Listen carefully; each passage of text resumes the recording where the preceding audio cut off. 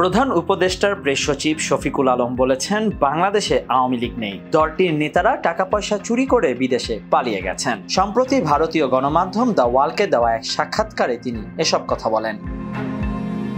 শফিকুল আলম বলেন, বাংলাদেশে আওয়ামী লীগের কোনো মিছিল নেই, কেউ কেউ অন্য দলে যোগ দিয়েছে। দলটির নেতারা বিদেশে চলে গেছে টাকা পয়সা চুরি করে, সেখানে বসে অনলাইনে একটু হম্বিতম্বি করছে যে এটা করব ওইটা করব। তিনি বলেন, এত বড় একটি হত্যাযজ্ঞের পর প্রায় 16 বছরের অপশাসন, যেখানে খুন গুম দুর্নীতির রাজত্ব কায়েম করার পর তাদের প্রতি মানুষের সহানুভূতি নেই, তাদের সমর্থন করার মানুষ আর নেই।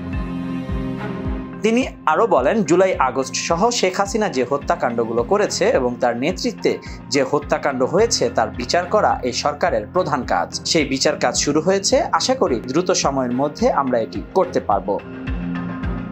আওয়ামী লীগের ভবিষ্যৎ নিয়ে প্রেস সচিব বলেন, আপনি তো দেখতেই পাচ্ছেন যে ওরা কত ডাকছে, এই আসো মিছিল করো, একটা দুইটা ছেলে দু একটা কথা বলে, এত বড় নাকি তাদের দল, কিন্তু দেখেন সারা বাংলাদেশে তাদের কোনো মিছিল নেই। পুরো দলটাই বিদেশে চলে গেছে, টাকা পয়সা চুরি করে দলের সবাই বিদেশে চলে গেছে। মানুষের কাছে এই দলটি আর থাকবে কিনা আমার সন্দেহ আছে।